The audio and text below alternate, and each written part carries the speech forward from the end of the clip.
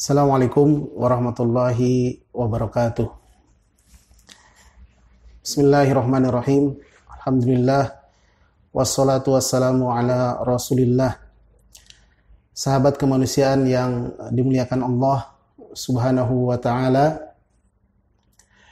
Ada sebuah kisah menarik yang terjadi pada zaman Nabi Musa alaihissalam, yaitu kisah nenek tua yang mendapat kedudukan mulia di surga karena memiliki obsesi yang tinggi atau keinginan yang kuat untuk sebuah kemuliaan. Kisah ini diceritakan dalam sebuah hadis sahih yang diriwayatkan oleh beberapa ahli hadis, di antaranya adalah Al-Hakim, Ibnu Hibban, Tabrani, dan Abu Ya'la dari sahabat Abu Musa Al-Asy'ari radhiyallahu an. Abu Musa Al-Asy'ari radhiyallahu an berkata, pada suatu hari Rasulullah sallallahu alaihi wasallam berkunjung kepada seorang Arab Badui. Kemudian Arab Badui ini fa'akramahu, beliau memuliakan Rasulullah sallallahu alaihi wasallam. Dan Rasulullah sangat senang ketika mendapat jamuan dari Arab Badui tersebut. Maka Rasulullah pun berkata kepada Arab Badui ini dan mengatakan, faqala lahu i'tina. Kata Rasulullah, datanglah nanti ke Madinah. Dalam arti Rasulullah kapan-kapan nanti orang Arab Badui ini datang ke Madinah dan berkunjung ke rumah Rasulullah sallallahu alaihi wasallam. Dan kita tahu Rasulullah sallallahu alaihi wasallam adalah seorang manusia yang apabila ada orang yang melakukan kebaikan kepada beliau, maka beliau pasti akan membalasnya. Bahkan beliau membalas dengan yang lebih mulia lagi. Rasulullah bersabda, "Wa man ata ilaikum ma'rufan fakafi'uhu, fa illam tajidu fad'u lahu." Barang siapa yang berbuat baik, ada orang yang berbuat baik kepadamu, maka balaslah kebaikannya. Jika Anda tidak mampu membalasnya, maka doakanlah dia. Kemudian akhirnya orang Arab Badui ini mendatangi Rasulullah sallallahu alaihi wasallam di Madinah. Fa'atahu. Ketika setelah bertemu dengan orang Arab Badui ini, maka Rasulullah pun berkata kepada orang Arab Badui ini,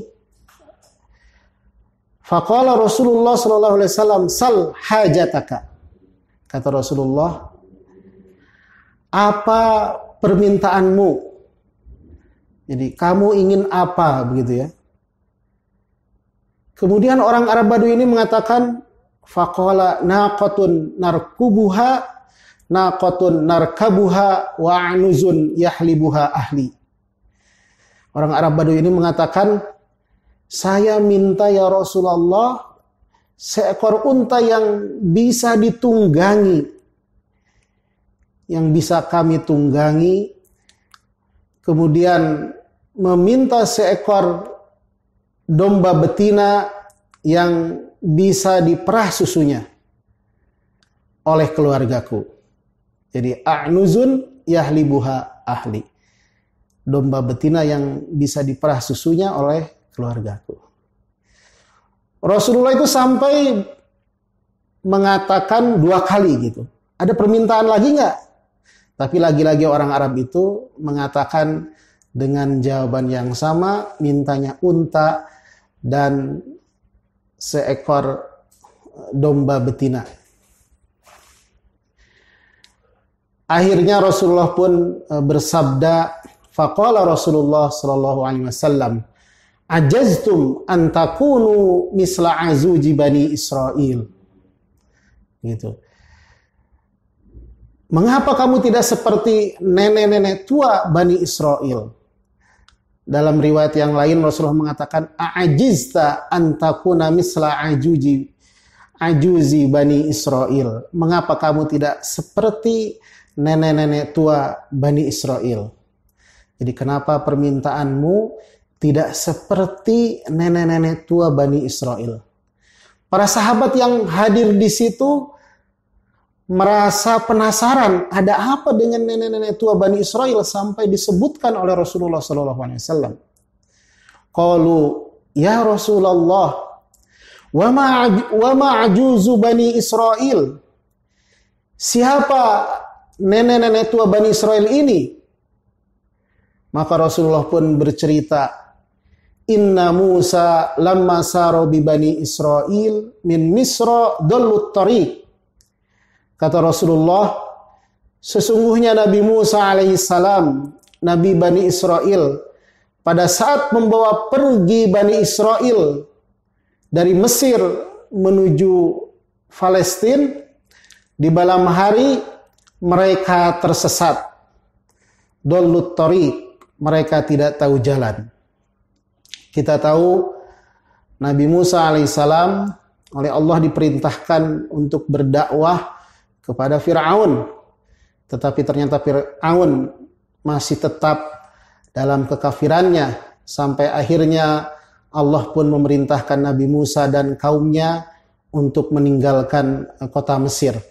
Allah berfirman dalam Quran surat Asy-Syu'ara ayat 52, wa auhayna ila Musa an asri bi'ibadi innakum muttaba'un.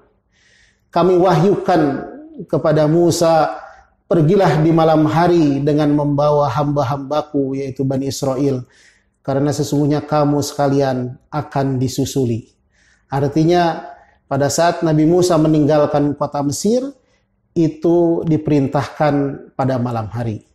Nah, sesuai dengan hadis tadi, ketika Musa mau melakukan perjalanan di malam hari, ternyata mereka dallut tariq, mereka tersesat, tidak tahu jalan. Dalam tafsir disebutkan ketika menafsirkan Quran surat Asy-Syu'ara ayat 52, pada saat itu bulan purnama tiba-tiba terjadi gerhana bulan. Sehingga tidak tahu jalan. Sehingga kebingungan. Akhirnya faqalu ma hadza? Ada apa ini? Ada apa ini? Kita introspeksi nih, mungkin ada sesuatu yang seharusnya kita lakukan tapi kita tidak melakukannya. Maka ada salah satu ulama dari Bani Israel, faqala ulama'uhum, dia berkata, inna Yusufa lamma hadrahul maut akhadha alaina mawsiqan min Allah. Kata ulama Bani Israel berkata kepada Musa, sesungguhnya Nabi Yusuf alaihissalam pada saat menjelang kematiannya, dia telah mengambil satu janji atau misak atas diri kami dengan nama Allah, Allah nakhruja min Misra hatta nankula idamahu ma'ana, bahwa kami tidak boleh keluar meninggalkan negeri Mesir sebelum membawa jasad beliau bersama-sama kami. Dalam riwayat yang lain disebutkan hatta nankula tabutahu, jadi sampai kami membawa peti jenazahnya. Akhirnya Musa pun bertanya kepada yang hadir di situ, qala faman ya'lamu mawdi'a qabrihi? Kalau begitu siapa di antara kalian yang mengetahui kuburan Nabi Yusuf alaihissalam? Qalu, orang-orang pun mengatakan, ajuzun min Bani Israel. Jadi yang tahu kuburannya Nabi Yusuf alaihissalam hanya seorang nenek-nenek tua Bani Israel. Tidak ada yang tahu yang lainnya, yang tahu hanyalah nenek tua Bani Israel. Faba'asa ilaiha fa'atathu. Maka Nabi Musa pun mengutus orang untuk mendatangkan nenek-nenek tersebut. Nenek-nenek itu akhirnya datang menghadap Nabi Musa alaihissalam. Kemudian Nabi Musa berkata, faqala dullini ala qabri Yusuf. Wahai nenek-nenek tua, wahai wanita tua, tunjukkanlah kepadaku di mana kuburannya Nabi Yusuf alaihissalam. Kemudian nenek tua itu menjawab, qalat hatta tu'tini hukmi. Jadi, aku tidak akan menunjukkannya sebelum kamu memberikan upahnya kepadaku, atau sebelum engkau memenuhi permintaanku. Jadi nenek tua ini memberikan syarat, kalau ingin ditunjukkan kuburannya Nabi Yusuf alaihissalam, maka Nabi Musa harus memenuhi permintaannya. Akhirnya Nabi Musa pun mengatakan, qala wa ma hukmuki? Lalu apa upah atau apa permintaanmu? Qalat akunu ma'aka fil jannah.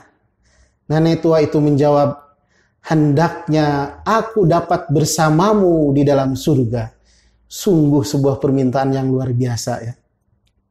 Nenek tua ini tidak hanya sekedar minta surga, tapi dia menginginkan surganya yang sederajat dengan surga yang diberikan kepada Nabi Musa alaihissalam.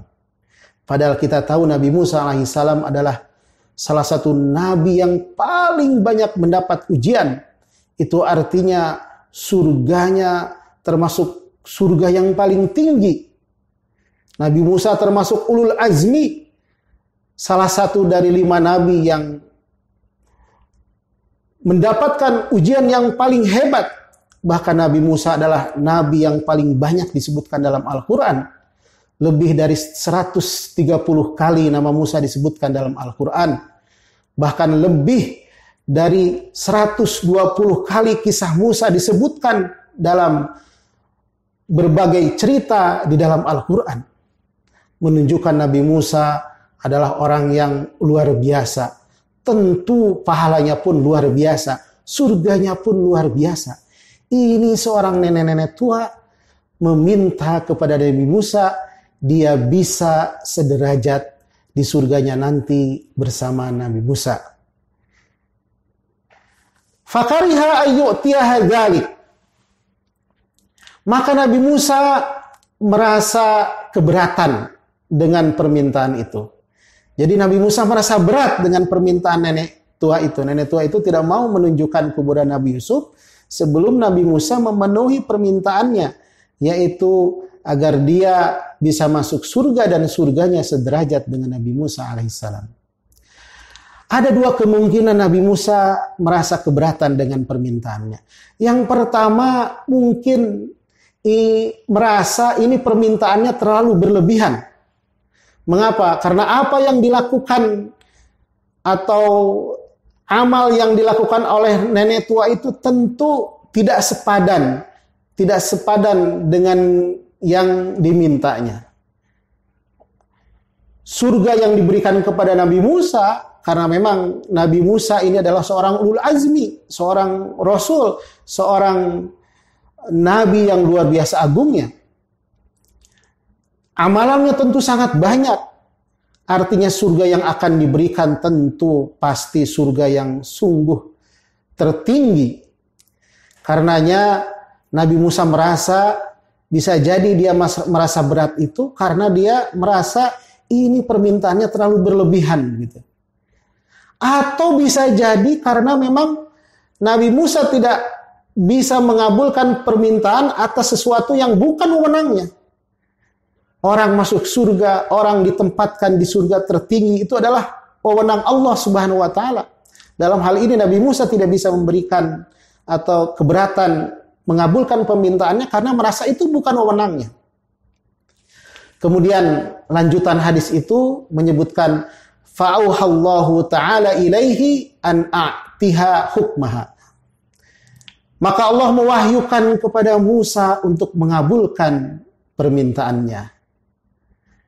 Akhirnya Musa pun memberikan atau mengabulkan permintaan dan menjanjikan bahwasanya nenek tua itu akan masuk surga dan surganya sederajat dengan surga yang diberikan kepada Nabi Musa alaihissalam. Kemudian fantalaqat bihim ila Bukhairah. Lalu wanita itu mendatangi sebuah danau kecil atau sebuah kolam. Maudhi mustanqa ma, tempat keluarnya air. Faqalat, kemudian wanita tua itu berkata, andibu hadal ma, kuraslah air yang ada di danau ini. Fanaddobuhu, maka orang-orang Bani Israel pada malam itu juga menguras seluruh air yang ada di danau kecil tersebut, di kolam tersebut sampai habis. Kemudian setelah airnya habis, kemudian nenek tua itu menunjuk satu tempat dan mengatakan, ihtafiru, galilah tempat ini. Fahtafaru, maka orang-orang Bani Israel pun menggali tempat yang ditunjukkan oleh Nabi Musa. Fastakhroju idoma Yusuf alaihissalam, maka mereka mengeluarkan idom Yusuf alaihissalam, jasadnya Nabi Yusuf alaihissalam.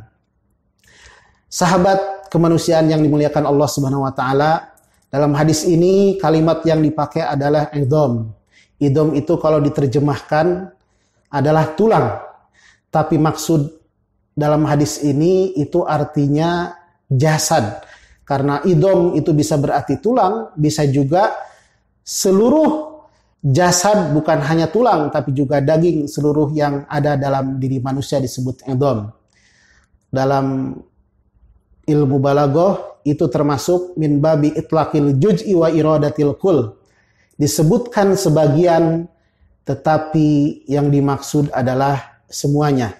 Sebagaimana kalau kita membaca Quran surat Al-Lahab, tabbat yada abi lahabi wa tab, celaka tangan Abu Lahab. Tentu yang celaka bukan hanya tangan, karena yang masuk neraka bukan hanya sekedar tangan Abu Lahab, tapi seluruh anggota tubuh Abu Lahab semuanya masuk neraka.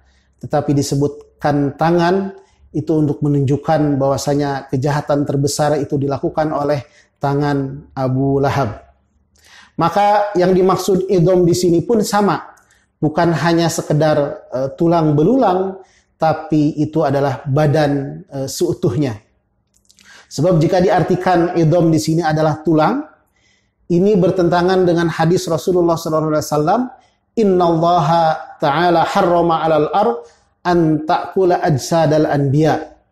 Bahwasanya Allah Subhanahu wa taala mengharamkan kepada bumi untuk memakan jasad para nabi. Jadi maksud idom di sini adalah badan seutuhnya. Dan ternyata memang ada hadis Rasulullah SAW juga yang lain yang menunjukkan bahwasanya idom itu artinya adalah jasad seluruhnya.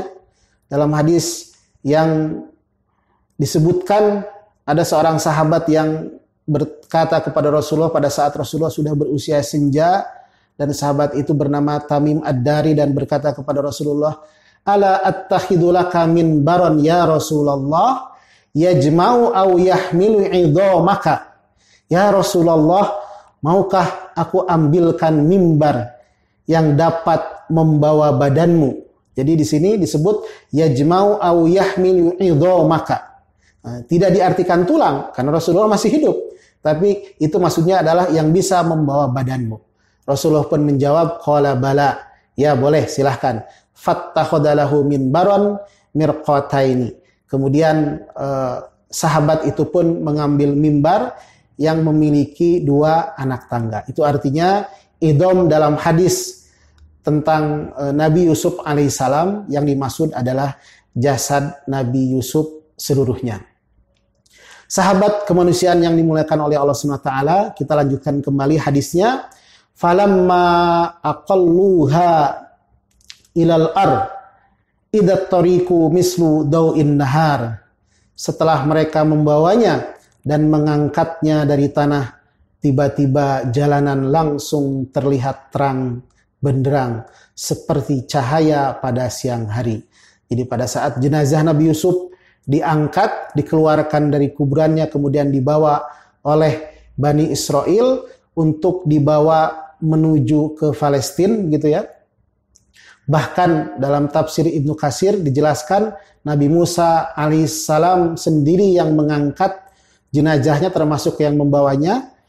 Tiba-tiba jalanan langsung terlihat terang seperti siang. Padahal pada saat itu adalah sedang malam.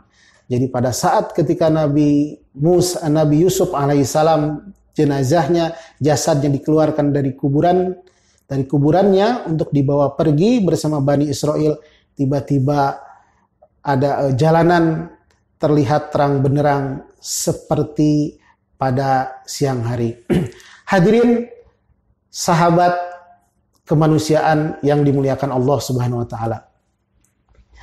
Hikmah yang bisa kita ambil dari kisah ini adalah yang pertama, barang siapa yang meminta kepada Allah perkara-perkara yang tinggi, niscaya Allah pasti akan mengabulkan permintaan tersebut. Walaupun dia tidak mencapai derajat orang-orang yang berhak meraih derajat tersebut. Sebagai contoh misalnya, orang yang mencari syahadah atau mati syahid dengan benar dan memintanya kepada Allah, maka niscaya Allah pasti akan sampaikan derajat orang tersebut seperti orang-orang yang mati syahid, walaupun dia mati di atas tempat tidurnya. Rasulullah pernah bersabda, "Man sa'alallaha syahadata bisidqin, ballagahullahu manazila syuhada, wa in mata ala firashihi." Siapa yang dengan jujur meminta kepada Allah untuk mati syahid, siapa yang meminta kepada Allah untuk mati syahid dengan jujur, dengan sidq, maka Allah akan mengangkat derajatnya seperti derajat orang yang mati syahid, meskipun nantinya dia mati di atas ranjang. Menariknya dari hadis ini, ada seorang khalifah kedua Umar bin Khattab radhiyallahu an, beliau berdoa ingin mati syahid, dan selain ingin mati syahid, beliau juga berdoa ingin meninggal di kota Madinah, karena Rasulullah pernah bersabda, "Man istata'a minkum ayyamuta bil Madinah falyamut bil Madinah fa inni asyfa'u liman yamutu biha." Barang siapa yang mampu untuk mati di Madinah, hendaknya ia mati di sana, karena sesungguhnya aku akan memberikan syafaat kepada orang yang mati di sana. Akhirnya Umar pun memanjatkan doa yang selalu dia panjatkan. Pertama adalah dia meninggal dalam keadaan syahid. Yang kedua dia meninggal di kota Madinah. Allahumma rzuqni syahadatan fi sabilik waj'al mauti fi baladi rasulika sallallahu alaihi wasallam.